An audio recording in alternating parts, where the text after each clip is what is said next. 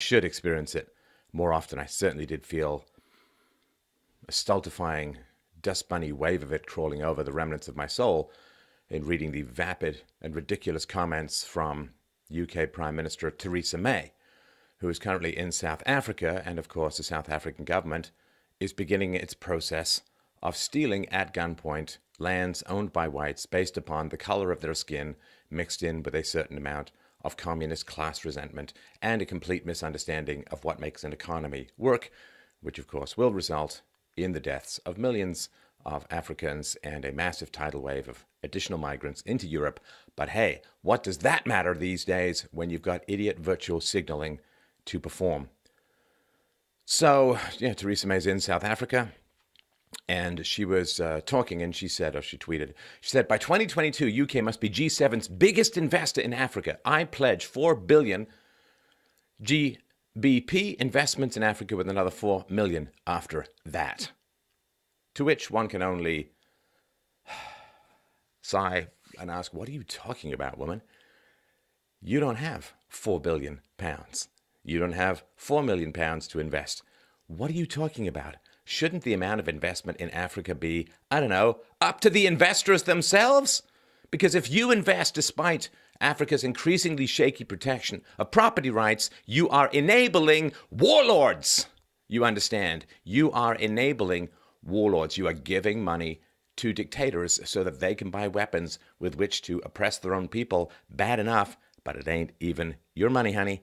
It's not your money. So who are you to pledge investments unless it's all going to be government investments, which means you're stealing from hardworking people in England in order to allow the governments in Africa to steal from hardworking people in Africa. This is a pact that is two talons across a smoky chasm, nothing to do with any kind of objective morality. Now, she was also asked, what do you think of Cyril Ramaphosa's approach to what is now euphemistically called land reform, which is not land reform, but theft of land without compensation. Well, I guess that's what theft basically is. Hey, I took a car from the street without compensation. It's car reform.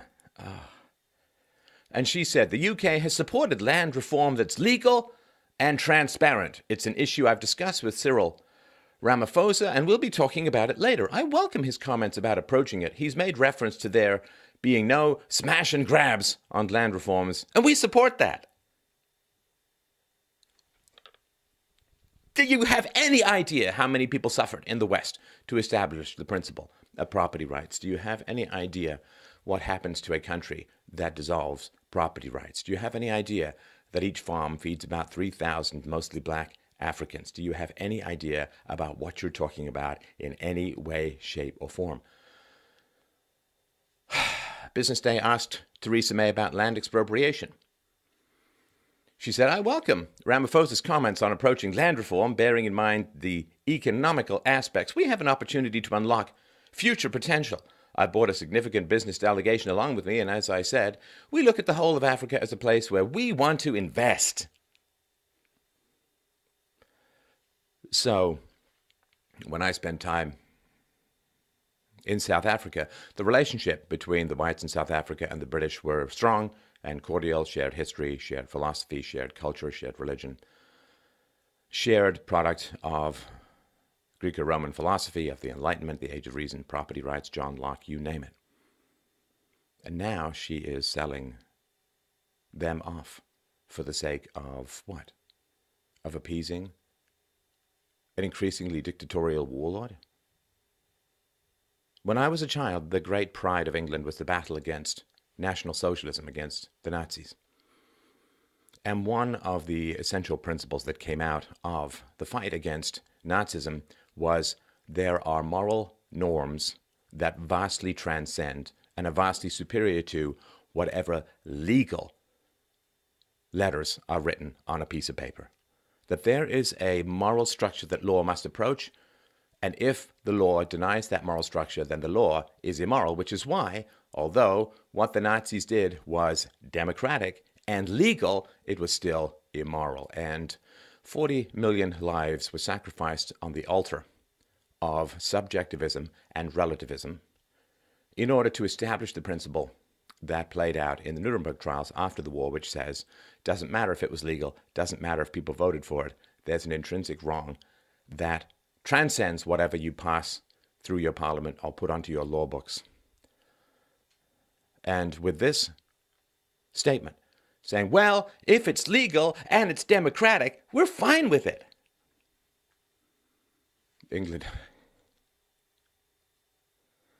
England has fallen back many, many years, many, many decades into the time of appeasement, into the time of surrender, into the time of attempting to buy a few minutes' peace rather than wage a war of ideas that is necessary to avoid a physical war. We are back to mouthing idiotic platitudes that if something is passed legally, there can be nothing wrong with it. If people vote for it, there can be nothing wrong with it. In other words, 40 million people died in the Second World War because people appeased and because people said, well, it's a legal process in Germany, therefore it's okay. Now it is clear they died in vain. So, what are you going to do, British people? What are you doing? Why are you letting the greatest fruits of your civilization be flushed into a sewer of appeasement and idiocy? Why are you letting all that was great, defended, cherished, nurtured, built and fought for over century after century, why are you letting it all just be pissed away by vapid, mouth-breathing idiots? What are you doing? Are you drunk? Are you lazy? Are you dumb? Are you unwilling to confront anyone in your life? Do you not know where this ends? Do you not know how this is going to end for the whites in South Africa? Do you not now know what's going to happen to you then? I'm confused. A once robust, heroic, magnificent group of people is being fronted